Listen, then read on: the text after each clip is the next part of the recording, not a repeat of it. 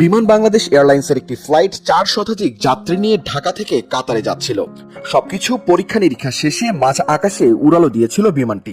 বাংলাদেশের সীমানা পেরিয়ে কলকাতায় ঢুকে পড়ে উড়োজাহাজটি। এরপর হঠাৎ অসুস্থ অনুভব করে বিমানটির পাইলট ক্যাপ্টেন মাকসুদ। সাথে সাথেই বিমানটি ফিরিয়ে আনা হয় ঢাকায়। রাত 8টার দিকে জরুরি অবতরণ করা হয় হযরত শাহজালাল আন্তর্জাতিক বিমানবন্দরে। শুক্রবার বিমান বাংলাদেশ এয়ারলাইন্সের BG325 ফ্লাইটে এই ঘটনা ঘটে।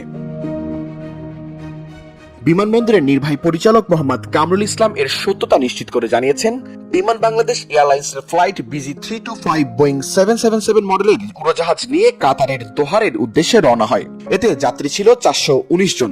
কলকাতার আকাশে যাওয়ার পর ফ্লাইট ক্যাপ্টেন মাকসুদ হঠাৎ অসুস্থ বোধ করায় ঢাকায় ফিরে এসে জরুরি অবতরণ করে বিমানটি। এরপর পাইলটকে CMH হাসপাতালে ভর্তি করা হয়।